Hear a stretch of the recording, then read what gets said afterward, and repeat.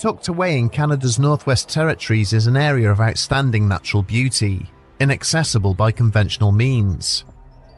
For decades, people have crossed its boundaries in search of a great fortune which is rumoured to lie there. Many have emerged empty-handed, but yet more have never returned at all. Is there something in the Nahanni Valley? Pausing in order to take his bearings, Lefebvre turned to assess how far behind his companions were lagging. Predictably, the pair were still some distance away, visibly struggling to negotiate the scattered trails and passageways between the towering boulders. Smiling to himself, he reached into his pack for a slice of dried bison, before promptly continuing on his way. The seasoned trapper had been travelling with the two Mounties for the past 3 days, and so far, neither had been able to match his pace. He would be lying if he said he took no pleasure in their discomfort, having no love either for the RCMP or the obnoxious officers they employed. But it had been a tough year, and despite his dislike of the police, they were paying good money for him to escort them, and they had little choice. The section of the flat river which they needed to reach was a great distance from the nearest settlement, with few guides ever having been there. From what he understood, they were searching for a prospector at the behest of his fiancée. Apparently, the missing man had failed to turn up for his own wedding, with Lefebvre suspecting this would most likely be a case of cold feet, rather than anything more sinister. He had travelled a short distance more when something caused him to stop again. There, not far from the trail, was the badly decayed body of a lynx, trapped in a snare which had been concealed. The sight of the dead animal made Lefebvre uneasy. It was unusual for a man to set a trap in this part of the world and then to forget about it. The old trapper was stood, munching thoughtfully on his bison when the two lawmen finally caught up to him. They seemed predictably uninterested in the discovery, despite Lefebvre's observations, and so in due course, their journey continued. But it soon became clear that there was something to the trapper's concerns. The travellers began to encounter more traps, each filled with the undisturbed and decomposing carcasses of lynxes and foxes. Lefebvre took little satisfaction in watching as the two policemen slowly began to comprehend the importance of the unattended traps, realizing that their mission now looked far less hopeful than when they had first set off. A short time later, they encountered a half-submerged boat, trapped by undergrowth at the side of the river. A cursory inspection suggested it had most likely been holed by rocks, but there was no trace of the owner. They were only a short distance from Irving Creek now, and their destination, but there was a visible quickening in the pace of each man. The fate of the log cabin was evident before it came into view, with the air ahead thick with the scent of burned wood and must. Lefebvre had stood back and watched as the Mounties unholstered their weapons and approached what little remained of the burned-out structure. He was more interested in what might be hidden in the trees which surrounded them, rather than the blackened ruins before them. When he eventually moved up to join the two officers, he was surprised to see the missing man's furs and supplies untouched, stacked up in a neat pile a short distance away from where the cabin had stood. The prospector's body lay nearby, his rifle beside him, with its barrel crudely bent out of shape, and in one charred hand he was clutching a six-shooter. But it was the missing head that most disturbed the trapper. Lefebvre had grown up hearing stories of what happened to the people who died in this valley, and had no intention of joining their ranks. He made it clear to his customers that he would be heading back to civilization within the hour, with or without them. No arrests would be made for the murder of Phil Powers, and sadly, he would not be the last man to die in such circumstances in this place. To the wider world, it is known as the Nahanni Valley, but to those who have visited it, it goes by a much more sinister name: the Headless Valley. The Nahanni River Valley contains some of the most stunning scenery in the Northwest Territories, as well as the area's highest peak, Mount Nirvana. Its beauty has resulted in it being designated a National Park Reserve, one which covers a breathtaking 12,000 square miles. There is a reason why the sprawling forests and flowing waterfalls have remained untouched by modern civilization. The terrain that surrounds them is so unforgiving that the only viable way to access the region is by helicopter, a luxury which was unavailable to prospectors back when gold was first discovered there at the turn of the 20th century. Those willing to gamble everything on a chance at finding an untapped seam of the precious metal had little choice other than to trek into the depths of the valley, living out of temporary camps or hastily constructed cabins. They would not be heard from for months on end, most usually emerging from the forests with nothing to show for their labours. But in 1904, two brothers staggered back into the town of Fort Liard laden with gold. Frank and Willie McLeod had journeyed to the region from their home in Edmonton at the start of the year, claiming to have located a hidden and vast fortune, which they would later be returning to claim. The following year, having invested their wealth in tools and supplies, the pair disappeared back into the valley, boasting of the riches waiting there to be mined. As time passed, the people they had promised to share their booty with waited patiently for their return, but they never reappeared.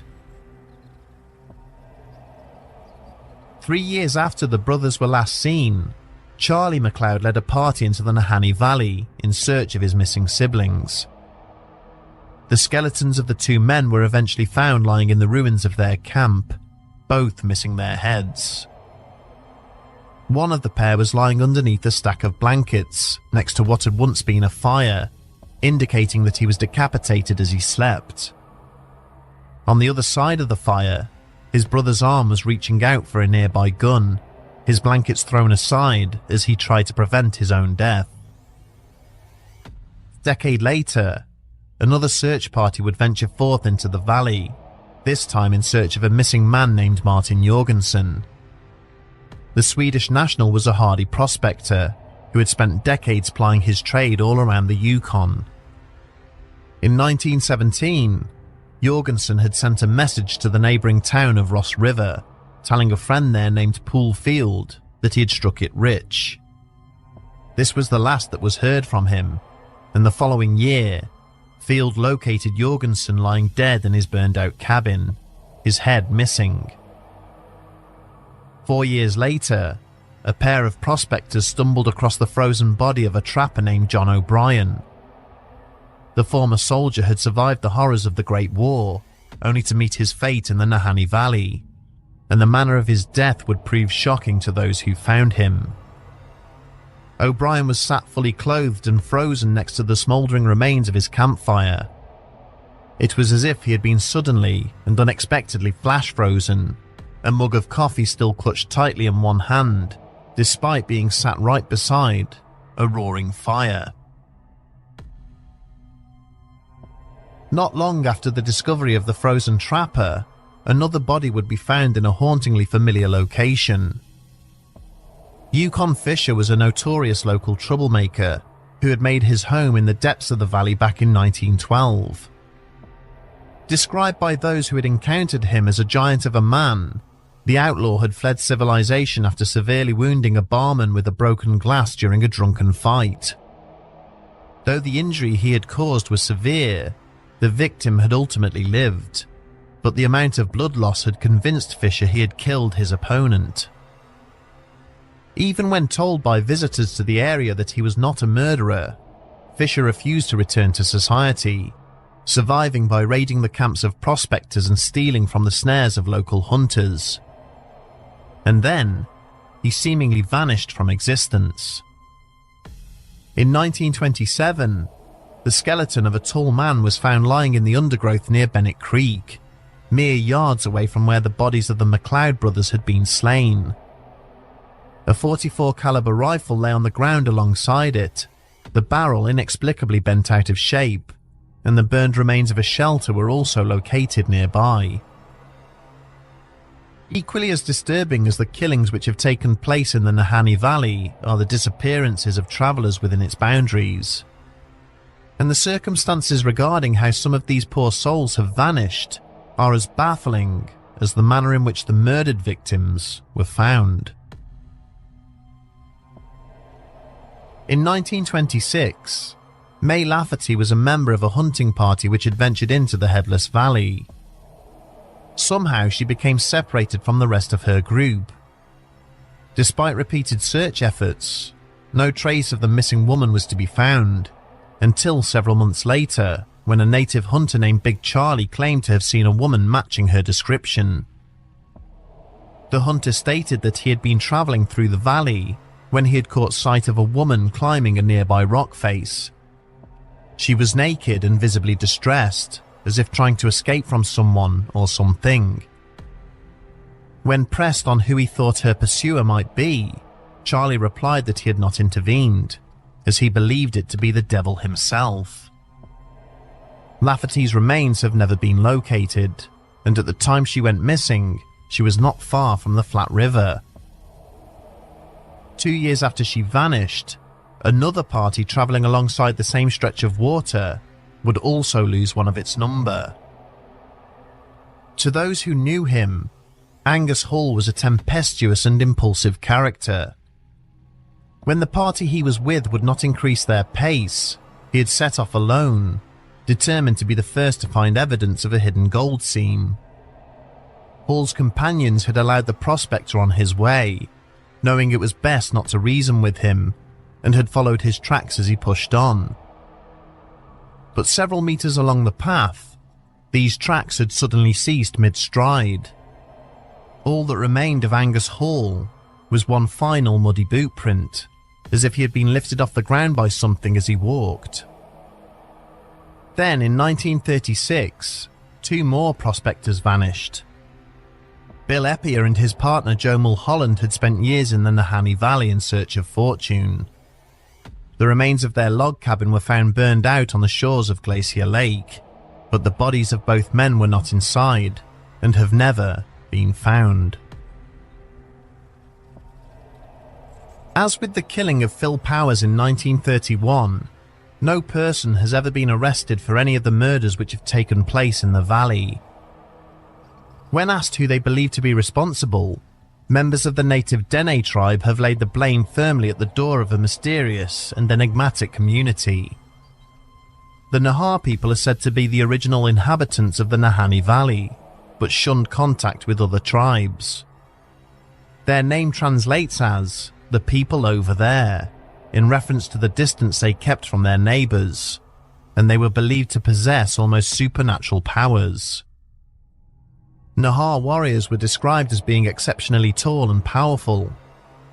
They were immensely strong and hid their faces behind terrifying masks. The tribe is rumoured to have died out centuries ago, but unlike similar societies, left no buildings or settlements behind. They simply disappeared into the mists of their surroundings.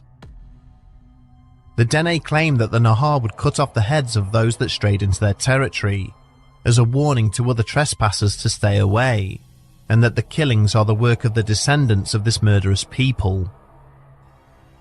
In 1945, it was reported that a miner named Ernest Savard had been found dead in the Nahanni Valley.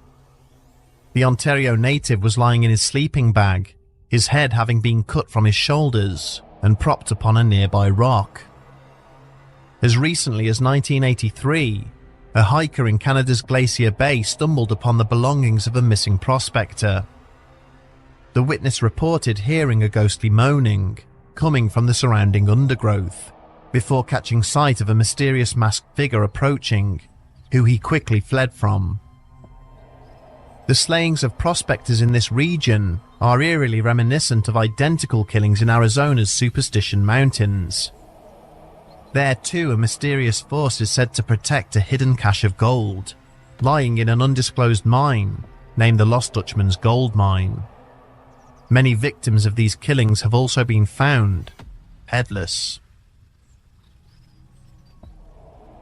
Other, more fantastical explanations for the killings have also been suggested. Drawings found in nearby caves show what appear to be mastodons, with the bones of these ancient creatures also located by archaeological digs. Is it possible that there are prehistoric species protected by the isolated nature of this environment? One such creature alleged to inhabit the valley is known by the Dene as the Wahila. From the descriptions provided by their writings, this monster is some form of amphibian, a cross between a bear and a wolf. It would crush its prey to death with powerful arms, before feasting on their remains. It is possible that such a creature might also be the descendant of the direwolf, another prehistoric species believed to be extinct. There are also rumours of a race of strange creatures known as the Nuk-Nuk, fur-covered humanoids who carry primitive clubs and cook the bodies of those they kill before eating them. A string of UFO sightings throughout the region's history completes the full set of supernatural explanations. And whilst the prevailing belief is that the victims of the Headless Valley are most likely the victims of greedy and far more human killers, the haunting stillness of the region makes such propositions seem entirely plausible. As with the legend of the Lost Dutchman's mine, it seems that mysterious forces seek to frustrate the efforts of people to mine gold from beneath the surface of the North American continent. And whether such killers are paranormal in nature or altogether human, they continue to operate beyond detection. So, if you find yourself gripped by a desire to chase fabled fortune in the untouched wilds of North America, take caution from the fates of those who have gone before you. Do not become another victim of the Headless Valley.